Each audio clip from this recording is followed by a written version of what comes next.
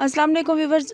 आज मैं आपको अपने चैनल में वेलकम करती हूँ। तो व्यूवर्स, मेरे चैनल को लाइक और सब्सक्राइब ज़रूर करें ताकि आने वाली मेरी हर नई वीडियो आपको आसानी से मिल सके।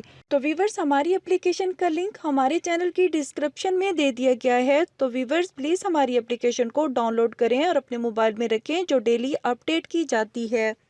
आज हम जिस टॉपिक पर बात करने वाले हैं वो हैं ऐसे शादीशुदा जोड़े जो बिल्कुल दुरुस्त हैं, उनमें किसी किस्म की भी कमी नहीं है, टेस्ट भी सही आ रहे हैं, फिर भी औलाद नहीं हो रही। तो इसकी क्या वजह है? आज मैं इस वीडियो में दो ऐसे तरीके बताऊंगी जिस पर अमल करने से आपके प्रेग्नेंट होने के चांसेस ज़्यादा से ज़्यादा होंगे और आपके यहाँ बहुत जल्द औलाद होगी। पहला तरीका ये है, औरत को सीधा लिटाकर उसकी बैक के नीचे तकिया रखें और फिर काम करने का अमल करें। इस तरीके से अमल करने से औरत के प्रेग्नेंट होने के चांसेस ज़्यादा से ज़्यादा हो जाते हैं। दूसरा तरीका यह है कि औरत को काम करने के बाद दाएं जानब करवट लेकर 1 घंटे तक लेटी रहे।